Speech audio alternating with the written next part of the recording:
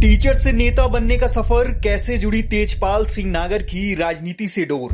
जब मैं छात्र जीवन में पीजी कॉलेज में चला गया तो वहाँ छात्र संघ के चुनाव होते थे। अगर मुझे शौक नहीं होता तो मैं छात्र संघ का महामंत्री एक साल और अगले साल छात्र संघ का अध्यक्ष क्यों बनता। जब मैं पढ़ता था तो मुझे टीचिंग लाइन बहुत पसंद थी। मैं चाहता था कि जो क्षेत्र के बच्चे हैं इनको संस्कार दे जाए, और टीचर को देश का निर्माता कहते हैं, भविष्य का निर्माता कहते हैं। स्कूल की कुर्सी और विधानसभा की गद्दी, दोनों पर बराबर पकड़। मैं पिछले कार्यकाल में प्रिंसिपल भी रहा और एमएलए भी रहा, और मैंने कॉलेज काम भी सफल नहीं होने दिया और मैंने विधायक वाला काम भी सफल नहीं होने दिया। एक तो होता है कि कोई आदमी को लाद दो, आप सौंप दो, वैसी जबरदस्ती वाली जिम्मेदारी सही तरह से नहीं निभाई जाती।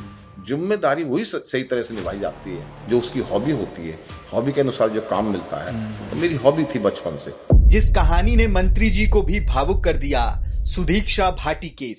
एक हमारे यहाँ सुदीक्षा भाटी की लड़की थी, उसने इंटरमीडिएट करने के बाद अमेरिका स्कॉलरशिप पर वो लड़की पढ़ने के लिए चली गई। अगर उसके घर की स्थिति देखें, उसके पिताजी एक कंपनी के पास खोखा में चाय बेचते हैं। एक कमरे में वो लड़की ने इंटरमीडिएट में टॉप किया, उसके नंबर 100 में से 100 इकोनॉमिक्स में आए और कई सब्जेक्टों में 100 में 100 नंबर आए। उसने अमेरिका स्कॉलरशिप का टेस्ट दिया और उसमें सेलेक्ट हो गई। एक साल के बाद जब छुट्टी आई, कि हम गरीब लोग थे, तो उसका भैया स्कूटी पर उसे उसके मामा जी के एम्बुलेंस से ले जाने लगा। रास्ते में एक्सीडेंट हो गया, उसकी डेथ हो गई उस लड़की की। मैं प्रिंसिपल था उस समय वैदपुरा में, उसके घर गया। बीजेपी एमएलए का अनुशासन, एसपी सुनीता सिंह की जुबान पर बस तारीफ। एक बार माननीय राजनाथ सिंह मेरे दादरी विधानसभा क्षेत्र में सूरजपुर के पास एक केंद्रीय विद्यालय का उद्घाटन करना है। मैं 40-50 गाड़ियों का काफला लेकर के सड़क पर उनके स्वागत के लिए खड़ा था। मेरे यहाँ सुनीति सिंह उस टाइम जब एसएसपी का जिला था, एसपी देहात थी। सुनीति सिंह का फोन आया मेरे फोन में, विधायक जी अगर बुरा ना मानो तो अपना काफला थोड़ा आगे कर लो, वहाँ टी पॉइंट है, गाड़ी आपके इधर खड़ी हो जाएंगे, आप इधर खड़े हो जाना, मान लीजिए सुरक्षा की बात।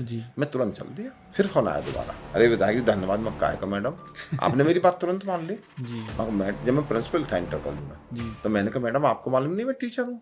क्या बीजेपी को 2027 में फिर मिलेगा जनता का आशीर्वाद?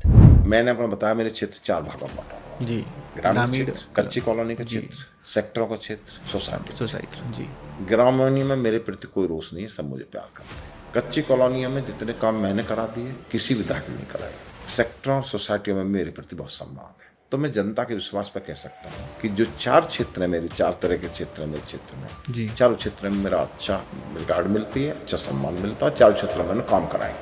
जानिए यूपी की राजनीति और बीजेपी सरकार के अनसुने राज, सिर्फ भारतीय जनता पार्टी विधायक तेजपाल नागर की जुबानी। जल्द आ रहा है सिर्फ न्यूज़ एस्ट पर।